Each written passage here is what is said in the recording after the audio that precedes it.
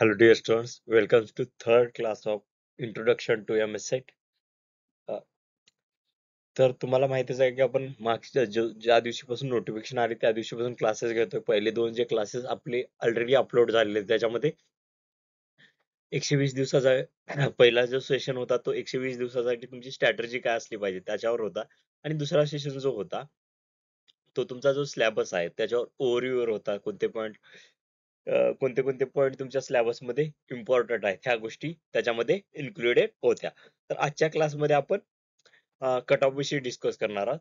आणि तुम्ही जर मागचे दोन व्हिडिओ बघितले नसतील तर प्लीज आपल्या चॅनलवर ते अवेलेबल आहेत, तिथे जाऊन एकदा बघून घ्या.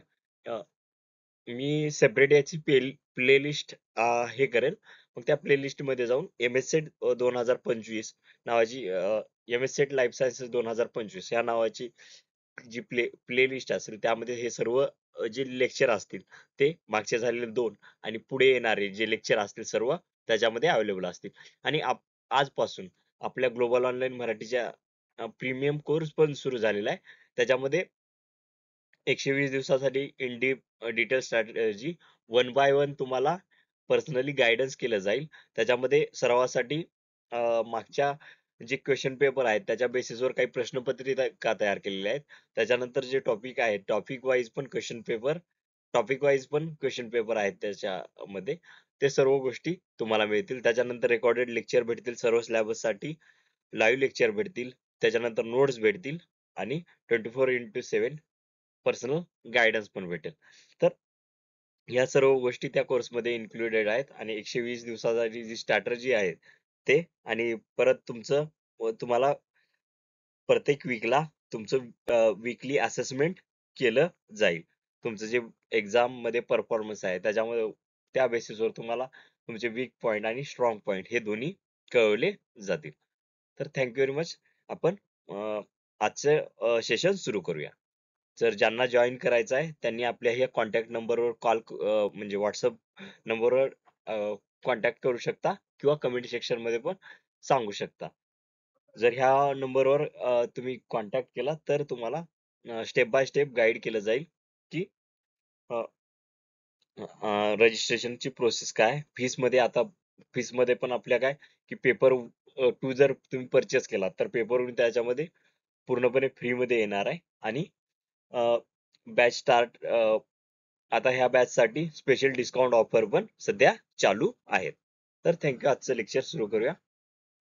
तर आजच्या लेक्चर मध्ये आपल्याला इलिजिबिलिटी क्रायटेरिया आणि मागच्या 4-5 वर्षाचे कट ऑफ आलेले आहेत ते बघायचं आहे. इलिजिबिलिटी क्रायटेरिया मध्ये तुमचं ज्या ज्या सब्जेक्ट मध्ये तुम्हाला सेट करायचे आहे त्याच्यामध्ये तुमची एमएससी डिग्री असली पाहिजे, किंवा जर त्या त्या सब्जेक्ट साठी सेट एक्झाम कंडक्ट होत नसेल तर त्याच्या इक्विलंट किंवा रिलिव्हंट ज्या सब्जेक्ट मध्ये आहे तुमची मास्टर डिग्री असली पाहिजे. जसं की लाईफ सायन्सेस, आपलं जे लाईफ सायन्सेस आहे त्याच्यामध्ये खूप स्पेशली आता झूलॉजी साठी वेगळी सेट कंडक्ट केली नाही जात, बॉटनी साठी वेगळी नाही कंडक्ट केली जात.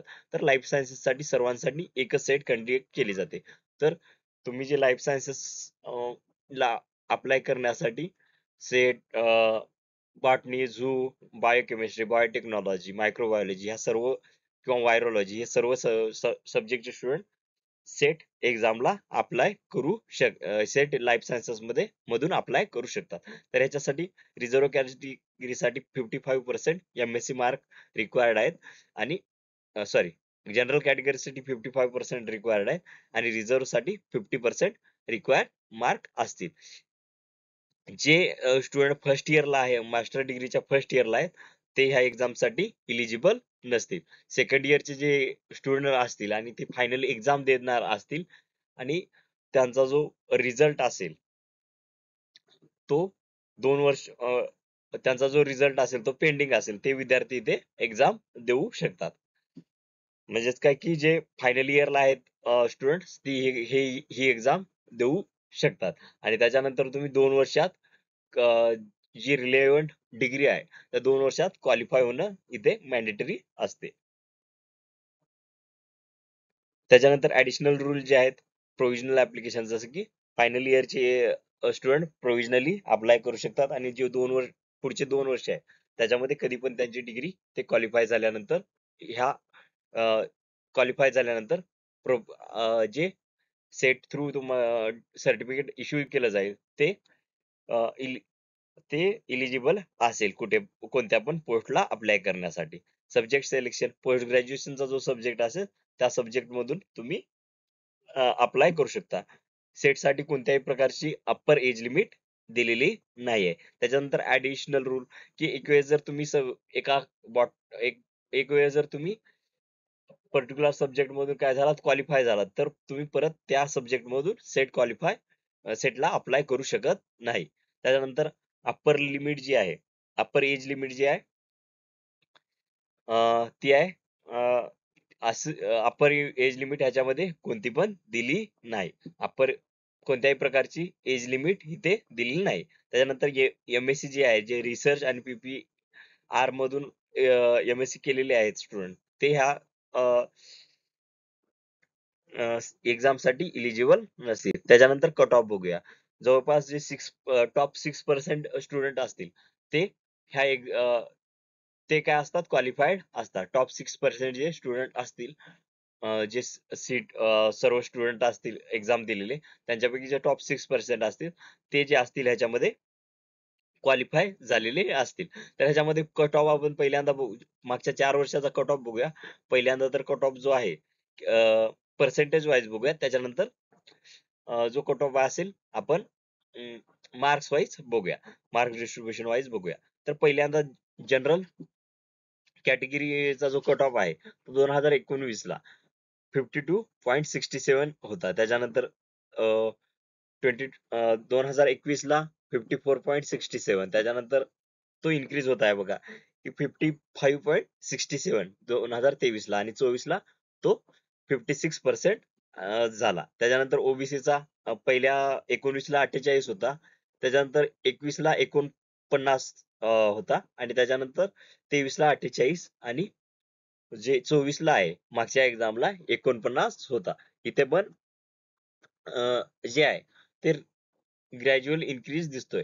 इथला सारखा रॅपिड दिसत नाही मात्र इन्क्रीज आहे. त्याच्यानंतर ईडब्ल्यूएस मध्ये 48.67 होता 19 ला. त्याच्यानंतर 21 ला 48 होता. त्याच्यानंतर 24 ला जो आहे तो 37.33 आहे. मे बी मला 2023 चा डेटा भेटला नाही मात्र इथे पण 48 च्या जवळपासच 23 ला कट ऑफ होता. त्याच्यानंतर एससीचा जो कट ऑफ आहे तो 44.67 होता 19 ला. 21 ला जो आहे तो 40.67. त्याच्यानंतर 2023 ला 48.33 होता आणि 24 ला 48%. त्याच्यानंतर एसबीसी कॅटेगरीचा 47.37 19 ला होता. 21 ला 43.33 आणि 24 ला जो आहे 48.00. तर हे झाले कट ऑफ. हे झाले परत एसटीचा कट ऑफ पण इन्क्रीज होता इथे तुम्ही बघू शकता. आणि त्याच्यानंतर हे झाली एनटी जी कॅटेगरी आहे नॉमिनल ट्राईब जी कॅटेगरी आहे त्यांच्यासाठी हे कट ऑफ होते मागच्या 4 वर्षाच्या एक्झाम मध्ये. तर सर्वांमध्ये म्हणजे जनरलचा कट ऑफ बघू शकता तुम्ही तो हाय म्हणजे इन्क्रीज अ, होत आहे असं दिसतो आपल्याला. मात्र बाकीचे जे कॅटेगरीज आहे त्यांच्यामध्ये तेवढा इन्क्रीज नाही. तर हा जो आहे तो मार्क वाईज कट ऑफ आहे. तर इथे पण बघू शकता तुम्ही जनरल कॅटेगरीचा जो कट ऑफ आहे तो कन्स्टंटली इन्क्रीज होत आहे. हा ह्याच्यामध्ये ओबीसीचा पण बघू शकता. तो 19 ला 144 होता. तो स्लाइटली इन्क्रीज होऊन 147 झाला आता. एससीचा 134 होता. तो 10 मार्कांनी डायरेक्टली इन्क्रीज होऊन 144 झालाय. एसटीचा 128 होता 19 ला आणि आता तो जो गेल्या एक्झामला होता तो 134 होता. तर सर्वच कॅटेगरीचे जे कट ऑफ आहेत ते इन्क्रीज होताना दिसत आहेत आपल्याला.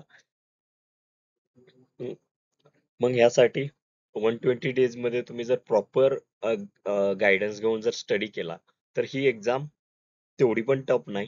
मात्र थोडं कॉम्पिटिशन वाढत जात असल्यामुळे प्रॉपर गायडन्सची गरज आहे. आणि त्याच्यामध्ये पण फर्स्ट पेपर आणि सेकंड पेपर ह्या दोन्हीचा स्टडी जर प्रॉपरली झाला तरच तुम्ही ही एक्झाम क्वालिफाय करू शकता. तर तुम्हाला जर ग्लोबल ऑनलाईन मराठीकडून प्रॉपर पर्सनल असिस्टंट लागत असेल तर तुम्ही आमची प्रीमियम बॅच जॉईन करू शकता. तर थँक यू व्हेरी मच. आजच्या लेक्चरमध्ये आपण इथंच थांबूया. परत उद्याच्या लेक्चरमध्ये नवीन सेशन सोबत भेटूया. मात्र ग्लोबल ऑनलाईन मराठीचा जो ऍप्लिकेशन आहे त्याच्यामध्ये ऑलरेडी सेटसाठी 120 डेज बॅच ही सुरू झालेली आहे. ते जर तुम्हाला एनरोल करायचं असेल तर आमच्या कॉन्टॅक्ट डिटेल्सवर तुम्ही कॉन्टॅक्ट करून बॅच स्पेशल डिस्काउंटमध्ये अवेल करू शकता. तर थँक यू.